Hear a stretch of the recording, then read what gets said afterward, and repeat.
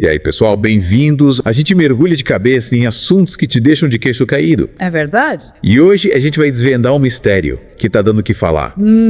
Por que será que o Vini Jr. não levou a bola de ouro? Qual é a história por trás dessa decisão? Pois é. Será que tem algo mais rolando além do que a gente vê em campo? É isso aí, Pedro. Hoje a gente vai ter que colocar o nosso boné de detetive Ei! e investigar as relações internacionais e as intrigas geopolíticas que podem estar influenciando o mundo do futebol. A gente tem que uma análise incrível de um especialista brasileiro que mora na Alemanha. Que legal. E ele traz umas teorias bem interessantes, que colocam a derrota do Vini Jr. numa perspectiva totalmente diferente. E aí que as coisas começam a ficar interessantes, né? Porque esse especialista argumenta que a França, o país da revista que entrega a bola de ouro, tem uma relação histórica meio complicada com o Brasil. Nosso maior vizinho, Sim. Casa da Guiana Francesa. Ele sugere que essa tensão toda pode ter influenciado na decisão final.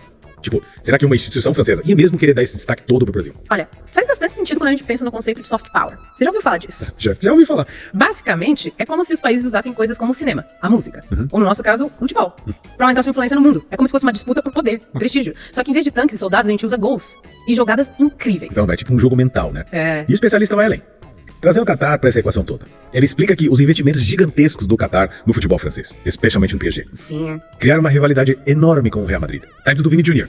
Imagina a pressão. E pra aumentar ainda mais essa tensão, É. a gente tem o caso do Mbappé. Ele era cobiçado pelo Real Madrid, mas acabou escolhendo ficar no PSG, o que foi visto como uma baita vitória pro Qatar e uma derrota pro Real Madrid. Será que essa decisão do Mbappé acabou influenciando a votação da bola de ouro? Gente, isso tá ficando cada vez mais tenso. E sabe o que mais o especialista descobriu? Que? A Emirates, que patrocina o Real Madrid, cancelou a viagem pra cerimônia da bola de ouro dias antes do evento. Nossa. Parece que rolou um vazamento. Acho que o Vini Jr. não ia ganhar. E aí o clima foi pesado. É, parece que essa disputa vai muito além dos gramados. E a Arábia Saudita também entra nessa jogada, viu? A Arábia Saudita. Eles tentaram levar o Vini Jr. pra lá. Uma proposta milionária, Mesmo. mas ele recusou. E segundo o especialista, na cultura deles, dizer não pode ser interpretado como uma ofensa pessoal. Sério, que situação. Será que esse clima hostil, junto com a decepção de não ter ganho a bola de ouro, pode acabar levando o Vini Jr. pra Arábia Saudita? A gente sabe que ele tem sofrido com racismo na Espanha. É. E essa pressão toda pode ser gota d'água. É uma possibilidade, Pedro. E o especialista levanta uma questão importante. A maioria dos vencedores da bola de ouro são jogadores europeus, principalmente brancos. Os poucos que não são europeus, geralmente, têm ascendência europeia.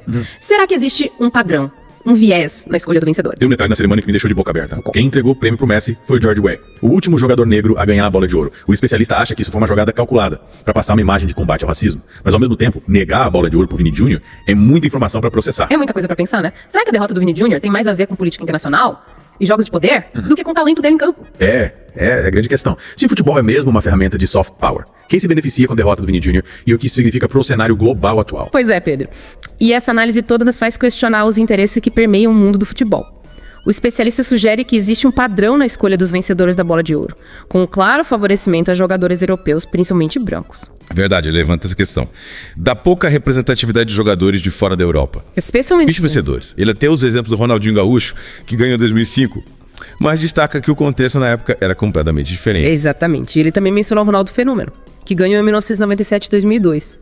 Mas tirando esses exemplos, a maioria dos vencedores se encaixa nesse perfil que ele descreve, branco e europeu. É impressionante quando a gente para pra pensar.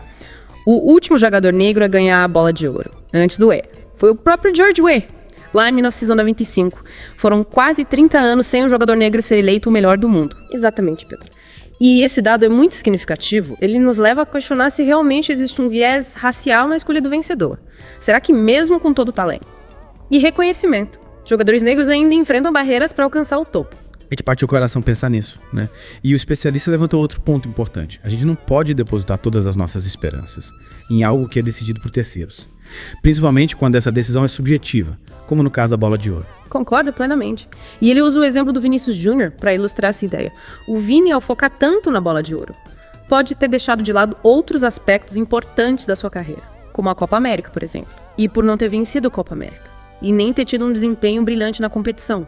O Vini acabou abrindo espaço para subjetividade na avaliação do seu desempenho. E aí, como o especialista aponta, quando a gente deixa brechas para subjetividade, colocamos nosso destino nas mãos de outras pessoas. E essas pessoas podem ter seus próprios interesses e preferências, que nem sempre coincidem com os nossos. No caso do Vini, a gente viu que diversos fatores, desde rivalidades entre clubes até questões geopolíticas, podem ter influenciado a decisão final. É como se fosse um jogo de xadrez, né? Cada movimento tem consequências.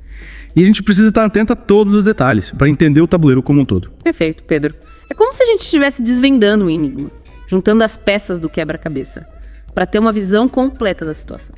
E o especialista nos deixa uma lição importante. A gente precisa focar naquilo que pode controlar, nos nossos objetivos, sem depender tanto da validação externa. No caso do Vini, ele destaca as métricas objetivas. como gols, assistências, títulos conquistados. É sobre focar o que realmente importa, né? No talento, na dedicação, no trabalho duro. E é sobre usar essa experiência como combustível para seguir em frente, buscando sempre evoluir e superar os desafios. E a gente fica na torcida para que o Vini Júnior não perca o ânimo. Que continue brilhando em campo, inspirando jovens jogadores ao redor do mundo. Talento ele tem de sobra, isso é inegável.